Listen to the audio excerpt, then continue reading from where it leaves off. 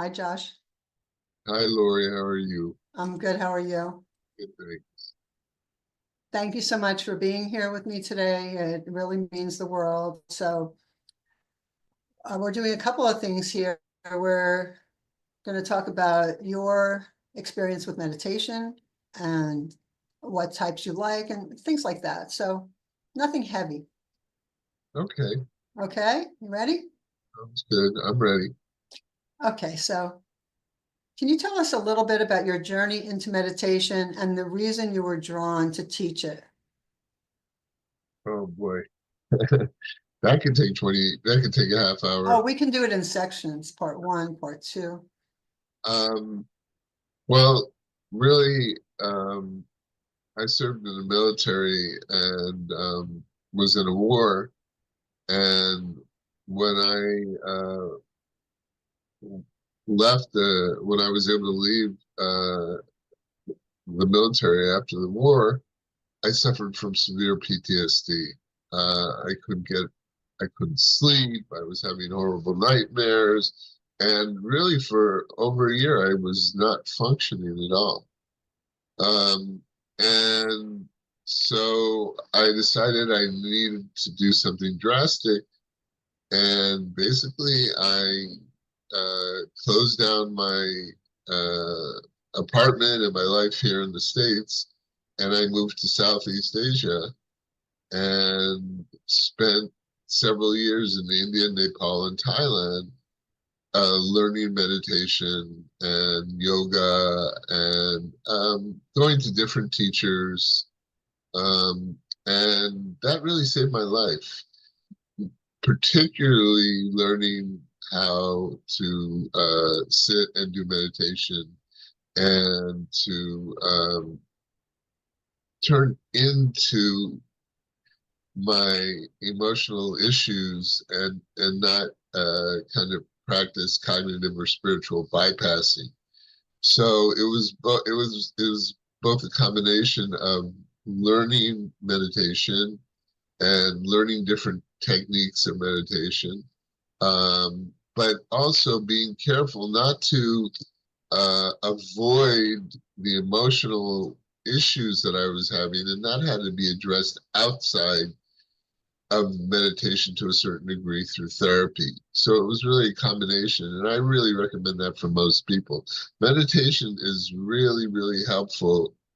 I mean, I break it down like this. Um, in the insight tradition, they say there are two wings of meditation. There's the wing of awakening or focus, and the wing of loving kindness and compassion. But if you watch a bird fly, there are two other parts, or an airplane. You have the tail, which I like to think of as equanimity. That is, you need to have a certain balance to help you navigate. And then you have the head, which I think of as wisdom, which is discernment, which is able to see clearly. It's a clarifying vision of all the other parts that come together and help you move through your life. So, um, in short, after spending on and off close to 5 years in Southeast Asia with teachers, and then coming back to the United States and meeting a lot of meditation teachers and being involved in a number of different sanghas, a number of different meditation communities, and having very good and some network support, a therapist and a social worker and other people, because we're interdependent.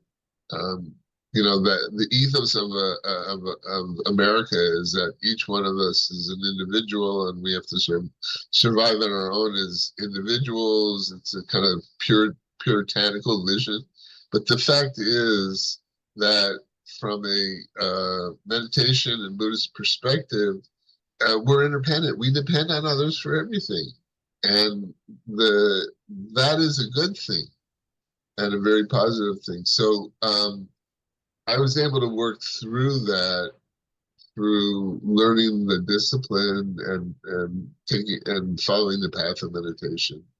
and also addressing my emotional issues, which is really key because you can spend all your life in spiritual bypassing it, and then you wonder why you're still feeling bad at some point, and you begin to blame it on the meditation.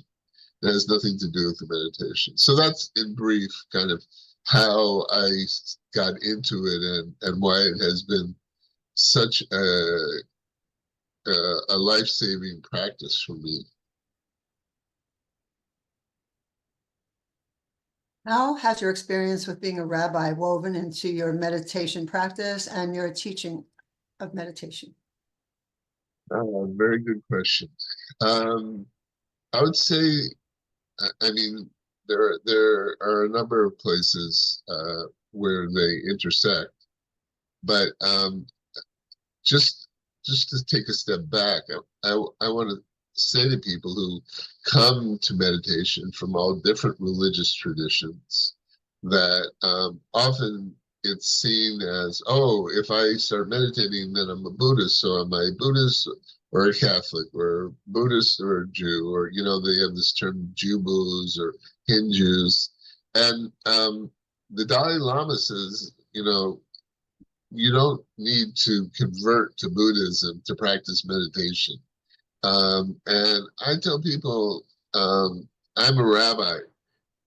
I don't, for me, meditation and I approach Buddhism as a philosophy and a way of life.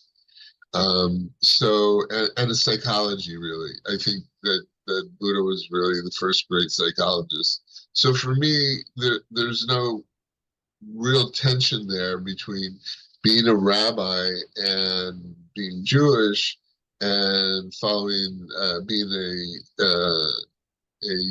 really serious Buddhist practitioner or meditation practitioner. So I'll use entertainment interchangeably, but I don't see it as a religion per se. I see it more as a spiritual path.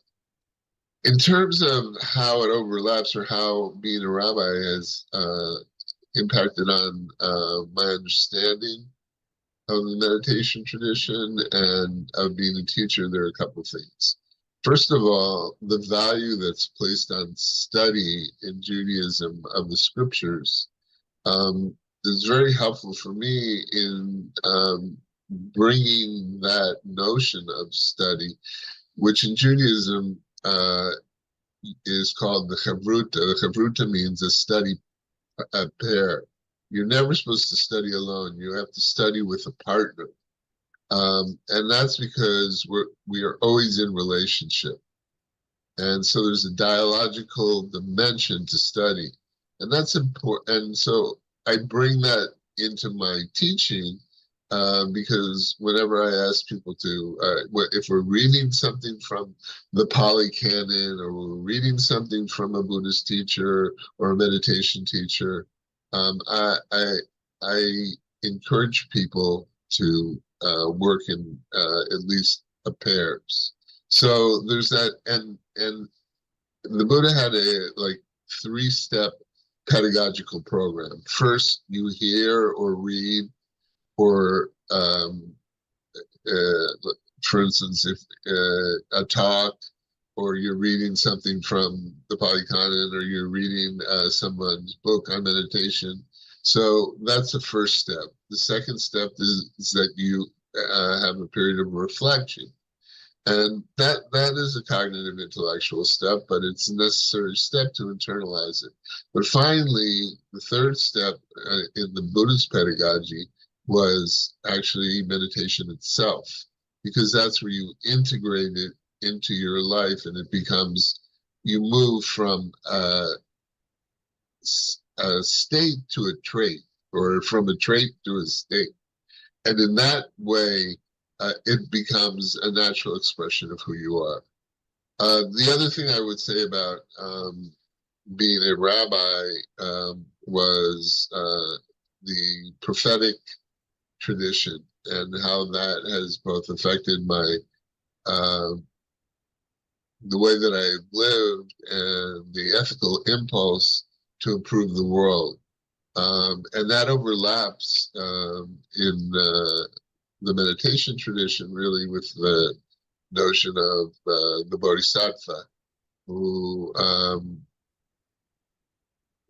decides to forego personal enlightenment to engage in a process of helping others that is kind of like an enlightenment um, path rather than going off into a cave somewhere. One achieves, and really the word enlightenment can sometimes, it's it's not a great word to describe. I like the notion of awareness, one and of discovering one's basic good nature. So our natural goodness, our Buddha nature, sometimes it's called. So the prophetic tradition in Judaism really influenced my understanding of the ethical emphasis within the meditation tradition. Um, the Pali word for that is sila, and if you go into a monastery, or oftentimes lay people will take the 5 vows of not to kill, not to lie, etc. And many of the teachers I've studied with have said that before you even start to meditate, you have to have a strong foundation in ethical behavior. So that prophetic tradition also informs the way I see ethical behavior in the meditation tradition. So those are a couple of ways. I mean, I could expand on it, but that We'll be doing part one, part two. You'll be a regular guest when you're not on a mountaintop somewhere. is my voice coming through okay? Yes, it's good. Thank you. So here's another question from Vish.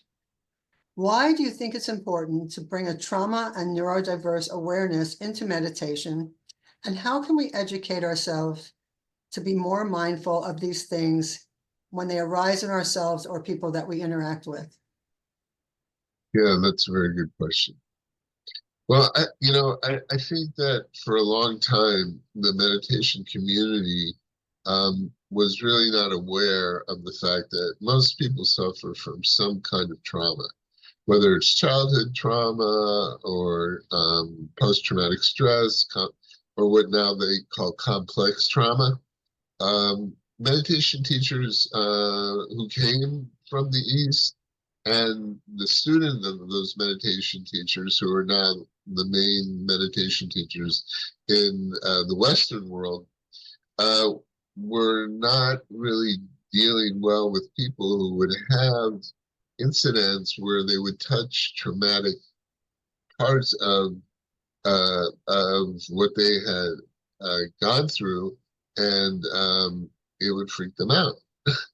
And oftentimes the teacher would say, well, just go back and sit with that, and you have to let it work through it by yourself. And really, the trauma dimension of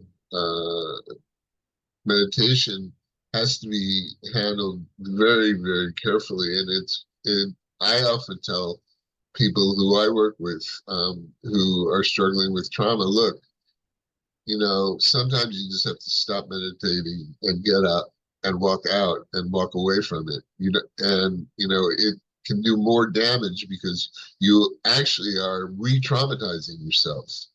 So to really address trauma, there are very, very powerful therapeutic techniques, EMDR and other ways of addressing trauma. So it's important to be aware that meditation isn't an answer and a solution to everything. So we have to be open to different modalities to address trauma. The other thing is neurodiversity. Okay, again, that was something that was really not talked about at all.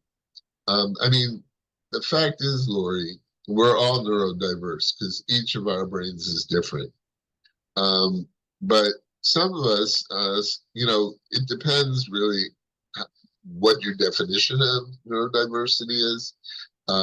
Is it, are we dealing with ADHD? Are we dealing with other issues along the spectrum? But we're all along the spectrum somewhere. Um, and the Buddha said actually that there are four different ways we can meditate. We can sit, we can stand, we can walk, and we can lie down. And what I understand by that is that meditation isn't just on the seat or on the cushion, but mindfulness can be practiced in many different ways. So too, when we practice formal meditation, it doesn't necessarily mean that our only anchor can be the breath. For instance, if someone has a severe asthma issue, then focusing on the breath just causes trauma. And it's painful, and they will basically stop meditating.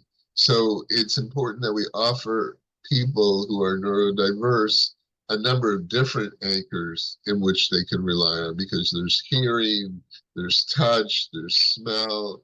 So for instance, I often will tell a person who's neurodiverse, if the breath anchor isn't working for you, then you can just focus on the sounds around you, or you can focus on your feet touching the floor, or you can practice mindfulness meditation in informal environments, mindfulness of eating. You can, Thich Han used to talk a lot about washing the dishes as a mindfulness practice. So there are all different ways. Mindfulness or meditation. Okay. And I'm using, when I say mindfulness meditation, I'm really talking about the Vipassana insight tradition.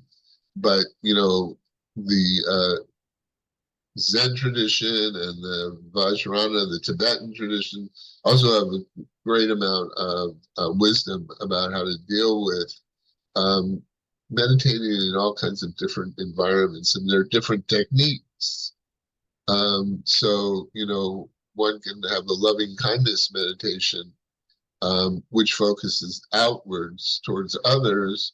Um, but also the fact is we have to learn to love ourselves and be kind with ourselves and practice not judging ourselves. That's really key, because we fall into what's called the negativity bias, where we immediately start beating ourselves up. And it's so easy when you're meditating to start judging yourself. Oh, I'm not a good enough meditator, or I'm not doing this right, or am I doing this right, or I don't think this is working for me because I don't feel any change. And Or my mind hasn't stopped working. My mind's still thinking. right, my mind's still thinking, or the monkey mind is just going 100 miles an hour. And, that's where it's really important to have a teacher, because a teacher can, and to interact with a teacher on, um, a fairly, not necessarily daily basis, but to be able to go to a teacher and to tell them what's happening.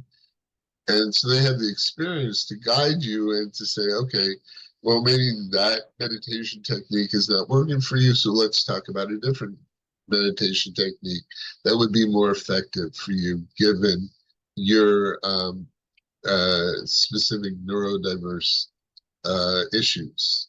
So, I think neurodiversity is kind of a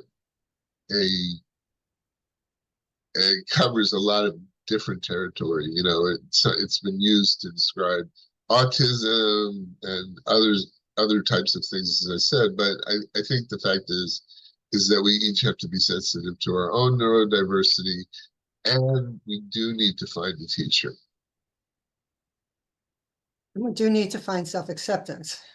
And well, yes, self-acceptance is critical to being able to be in the moment. because you can't be in the moment if we're not able to practice a certain level of acceptance of what we are being faced with and not project into the future of, oh, I wish I'll wait until I'm that and that and that, and then I'll start practicing meditation, or then I'll accept my situation.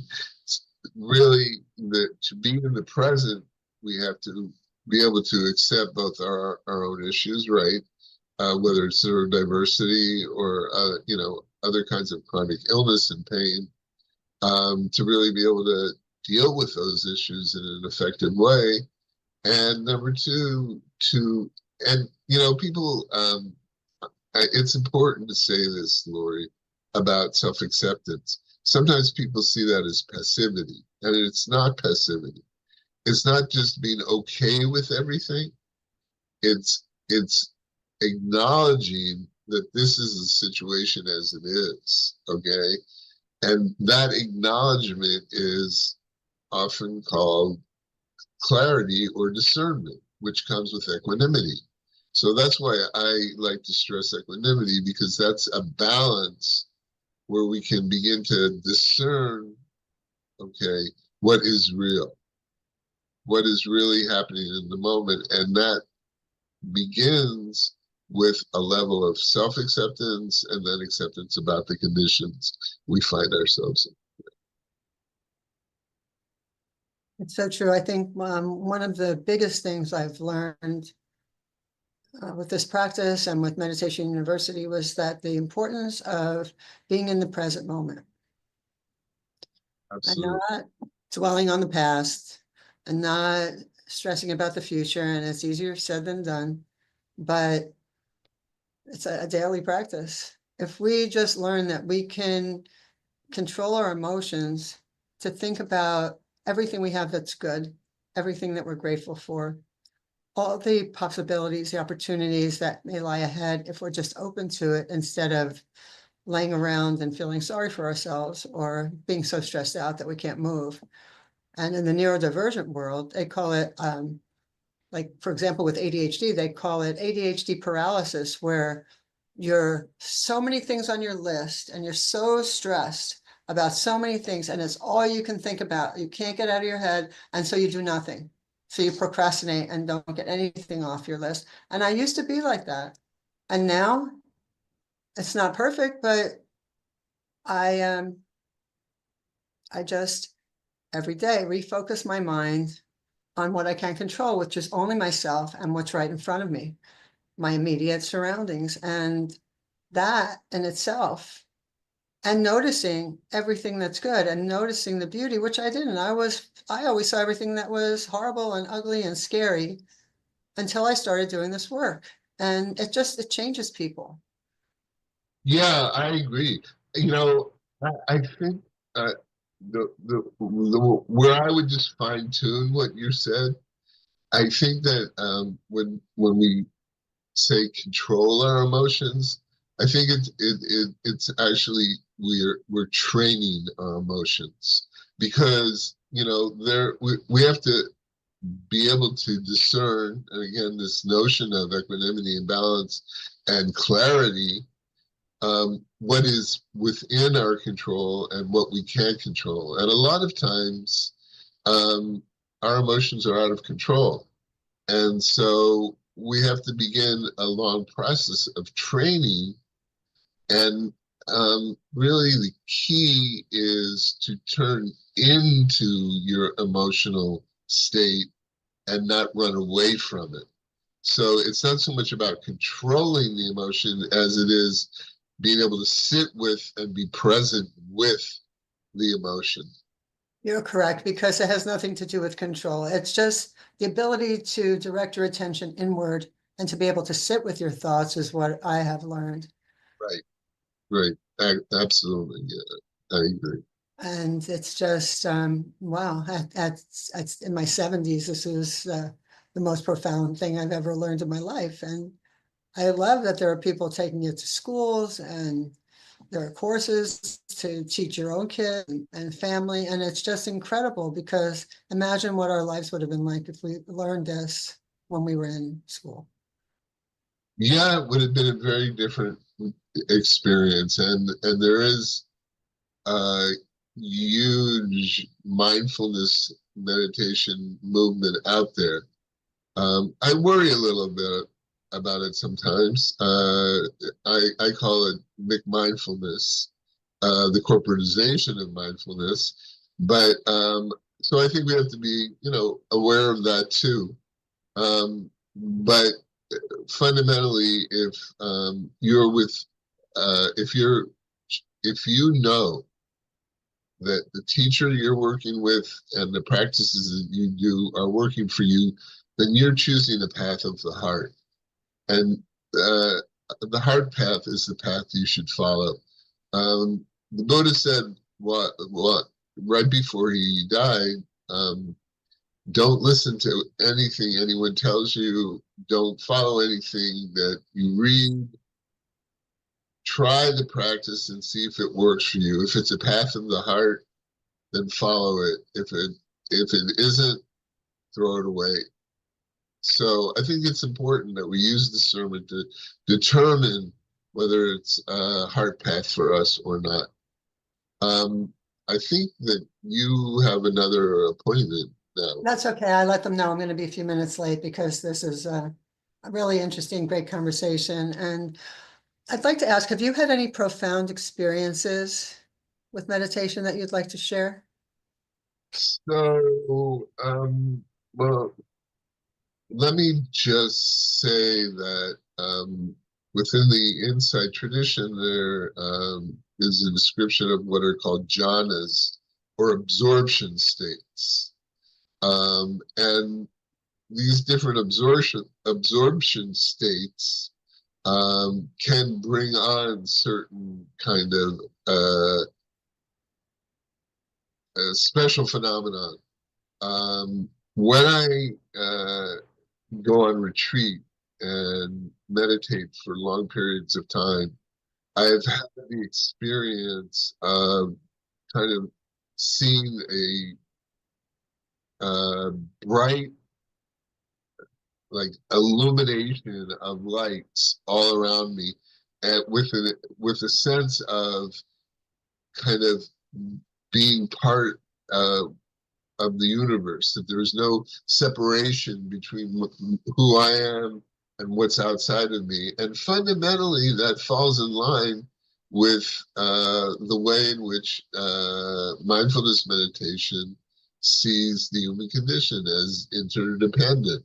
So it's a heightened state of awareness, but and there are different dimensions of that, and I've had a few of those. Um, you have to be careful because they're the Buddha said, don't get caught up in those heightened state of awareness because they can distract you from coming back and dealing with reality. In other words, there's something that's called the two truths doctrine in mindfulness meditation.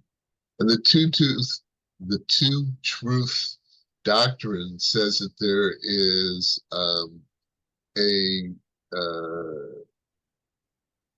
two different realities. There's a absolute reality, and there's a practical or phenomenal reality. In phenomenal reality, we have ego. We that is where we address all of our issues. That is where meditation comes in to help us in terms of focus, etc.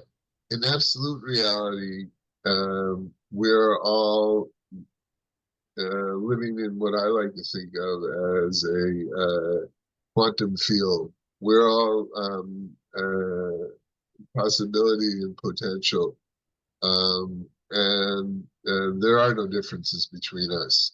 Good and bad don't exist. Right and wrong don't exist. That's absolute reality. But absolute reality can only be discovered through phenomenal reality, through practical reality, through this world. So it's not like we want to just transcend this world.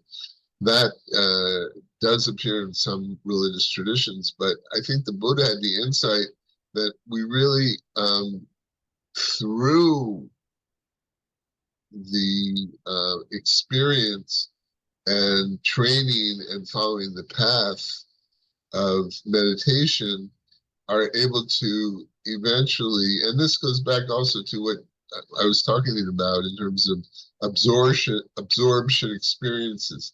We can have that experience of being at one with the universe, and we can recognize, like Thich Nhat Hanh used to hold up a piece of paper, and he said, "You might just see a piece of paper here, but I see here the seed, I see the tree, I see the sun, I see the rain." I see the farmer. I see the person who cut down the tree. I see the place where they cut the tree. I see the truck and the driver who brought the tree to the mill where it turned into paper. So you see a greater reality, and that interdependent reality, or what he used to call, Thich Nhat Hanh used to call interbeing, where we kind of, as it were, our potential concretizes into the reality of where we are in this world, the material reality.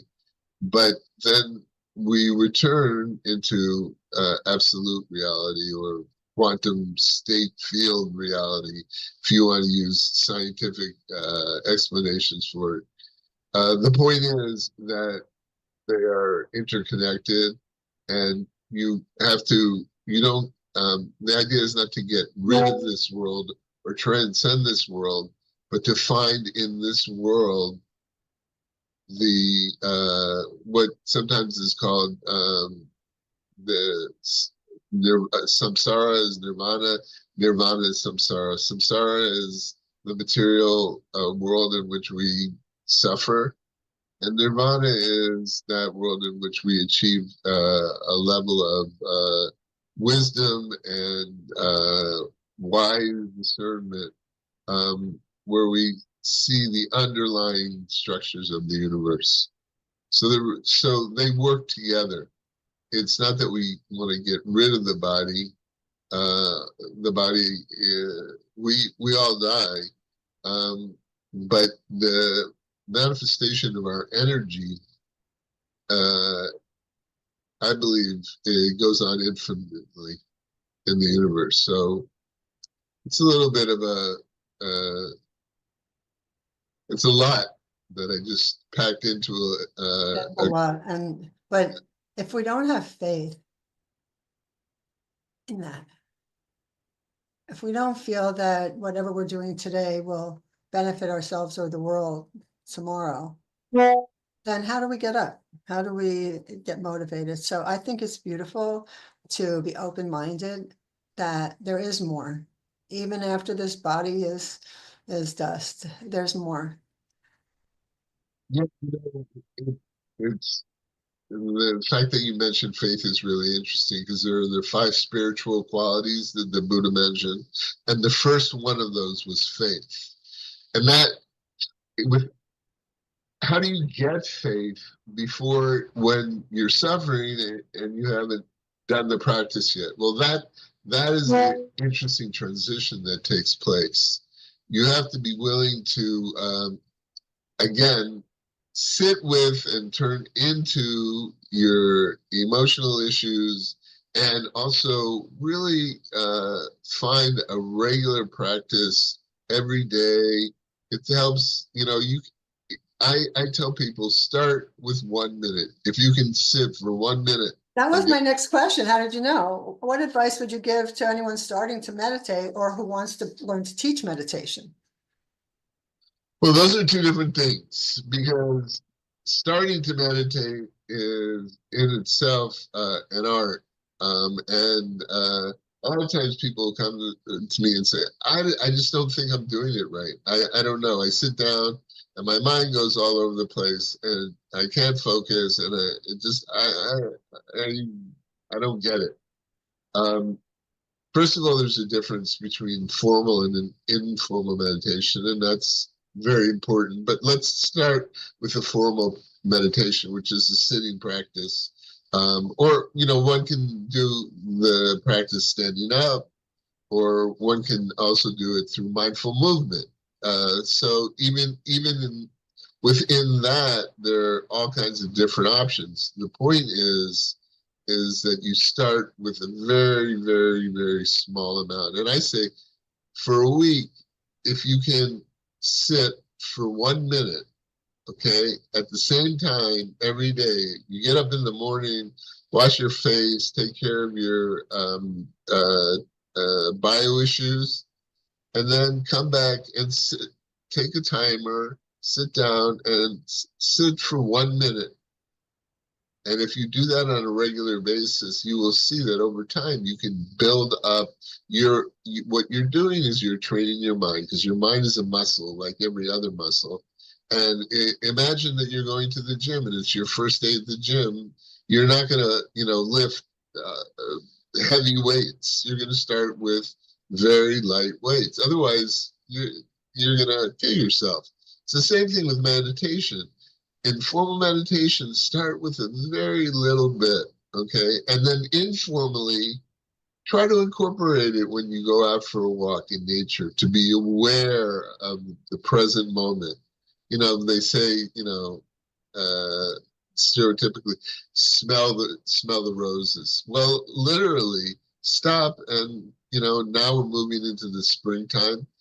Try to just stand there for a moment and appreciate the beauty of the earth renewing itself. Or when you wash your dishes, focus on slowing down and taking it easy. I like to talk about something called the sacred pause, which is like, for instance, if the phone is ringing, before you answer the phone, take 3 deep breaths and then answer the phone. Or in any situation, if someone just pissed you off and you're about to react, we can, in a sense, and here I am going to use the word control. We can control our reactivity by 3 simple breaths, which really calms the autonomic nervous system and gives us choices in terms of how we're going to respond, so that we don't respond impulsively. So those are some basic practices: the 1 minute meditation for a period of time, and the 3 deep breaths, the sacred pause. Those offer you a wonderful opportunity for beginning to learn how to meditate. I think it's probably a good idea to save the talk about what uh, deciding to be a meditation teacher and where that goes for another Okay, discussion between us. okay. Something very different. Well, this one maybe we do for Meditation Magazine, and then the next one we do for Meditation University for people who are in the teacher training program. That sounds great. That sounds good to me. Yeah. And you're going away again to India when? Well, my plans keep changing, but I'm I I I think at this point now, what I'm thinking is that at the end of July, I'm going to travel to India to train, to learn to be a teacher of Yin Yoga and, Ayurvedic? pardon me? How do you say the word Ayurvedic? Yes, to learn Ayurveda, which is in the Indian tradition of medicine. So, but also restorative yoga. Because I'm an older guy. I'm 66, so I'm not as flexible as I used to be. And I think that Yin yoga and restorative yoga are fantastic, and seated yoga also. So I'd like to get certified in that. So I'm going to be in Rishikesh, and then I'll travel in Southeast Asia, with the hope of eventually ending up in Japan, where I have a couple of contacts and will sit for some deep meditative sessions in the monasteries in Japan. So that's my plan right now. It sounds amazing. I mean, if not for my old body, people say, boy, you would love India. Yeah, but I wouldn't love the flight. Yeah, the flight is a tough one. I would love to be teleported there or just go to sleep and wake up there, but I've traveled so much in my life, I know what those long flights do, and I have need too much time to recover to enjoy where I was going. So, but people do retreats here sometimes, and Yeah, I look, I I I do the travel because it's not only about the learning that takes place, but for me, I love to be exposed to different cultures and different people and different traditions. But all of that, you can learn yin yoga here, you can learn restorative yoga here. You don't need to get on a plane and go across the country. And of course, with the courses that are offered at Meditation University, um, you have it all here. You don't have to go anywhere. It's very true. And sometimes we do use that as an escape. For me, you know, I'm a traveler. Um, I mean, I'm slowing down. I'm not able to travel as much as I used to, but I try to. I am now. Last year, I did. I went around the world, and so I'm hoping to get to do that this year because I don't know how much longer I'm going to be able to do that kind of travel. But but absolutely, I would stress that all of that can be learned here. So you don't have to get on a plane and go to India, even though it sounds very romantic. yeah, it sounds great, sounds beautiful. But the other thing too is like a couple of teachers in the course, like Nini Lee, for example, does a 40-day devotion, and each one focuses on a different one of the, is it the gods? Whereas like, for example, Ganesha. Yeah, it's the gods. Okay, so the god or goddesses, so she'll devote 30 to 40 days to each god, each chakra, and people sign up. And if you can't make the live ones, they're recorded. And there's a WhatsApp group where we all stay in touch. And a lot of people are just forgiving themselves now and just letting go of anger towards others and that kind of thing. So I follow the chat. And once in a while I write, you know what? My journey's been about this for so long, I'm kind of living it now. And but I love being part of it. And these things are sometimes $20, sometimes $40, and it's just not only supporting the people who are doing it, but it's being part of communities, which we learn is so important to any kind of healing. The connection, the ability to communicate with other people who understand the path we're on, and it's rare. There aren't too many people that you can talk to about it. Yeah, absolutely. I mean, look, and we can finish on this note. You really have to go, I think. No, I But have one more question for you before we go. I do want to say, so, I mean, it's important to address that aspect of community because that was one of the radical teachings of the Buddha. I mean, the fact that in the 5th century BCE or BC, however you describe the 5th century, 2,600 years ago, the Buddha broke away from Hinduism and he broke away from the caste system. And so all castes were allowed to be in the Sangha in the community, and women were included. Now, we're talking 2,600 years ago, the Buddha created an inclusive community. And so an inclusive community with other people who are following the path, the Buddha said that that is the holy life.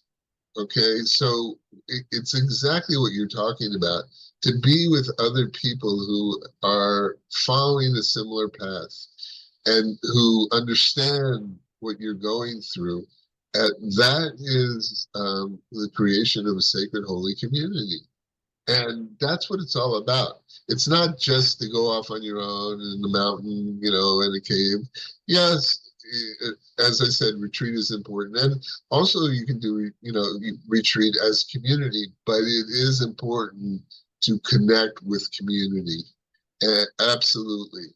and a community that's inclusive, that brings in people from all different traditions, sexual orientations, neurodiverse, traumatized, whoever it is. We are our part of our mission is to create a community of acceptance and inclusion, especially in today's world. Especially, so many people were so cut off, felt so cut off, isolated during COVID. And honestly, if not for this group, this university, with Kevin, and then being able to stay and work with them and help people has been the most rewarding experience of my life. And it's become what I do. And I just love it. And that's what they say, you have to love what you do. And I loved what I did before when I was selling fabric and schlepping bags and traveling all over, but it was killing my body. And what I liked was the money, because the work was really hard on the body and the mind. And so now, you know, we're all figuring it out, what we're going to do for the rest of our days. And I'm so glad to have you on this journey with us here. So one more question before we wrap it up. Okay. What's your favorite phrase, saying, or story about meditation, presence, etc.? Oh boy, I have a lot of those. Um, I think you've heard me tell this story before, but I think it's particularly relevant for these times. And in addition to the alienation and isolation that people experienced through COVID, which really I think began a process of loneliness that the former Surgeon General said was one of the epidemics of the United States right now. I think that people are going through great sense of uncertainty and confusion, and the world really is chaotic. And we're trying to figure out, how do we situate ourselves in amid the chaos of the world, and how do we respond to that? How do we act locally but impact globally? I mean, that's a whole nother question for another time. But I tell the story of Thich Nhat Hanh, who happens to be one of my main teachers. That although I never actually studied with him physically, but his teachings I find very relevant. Um, at a certain point, he was forced to leave Vietnam, and he got on a boat with other refugees, and they hit a terrible storm. And all the people on the boat were very frightened. They kept moving up and down and back and forth. And the boat was starting to tip over as it hit the high waves. And Thich Nhat Hanh sat down in the middle of the boat and calmly went into a meditative state. And when the other people in the boat noticed this strange man, this monk, sitting there in the middle in a very calm state, they calmed down and they sat down. And instead, so the boat stopped rocking and it was able to take the high waves without tipping over. And this is a true story. And they survived as a result of that. So to learn to be calm, and now we're going back to the beginning of this interview, to learn that kind of balanced equanimity is a key to survival in today's world. I believe it 100%, and I know it from my own life experience. So that that's a good one. It's literally a survival mechanism. Exactly, it is a survival mechanism. Yes, yeah. Josh, I can't wait to continue the conversation. Maybe next time we'll talk a little bit about your training with Tara Brock and Jack Kornfeld.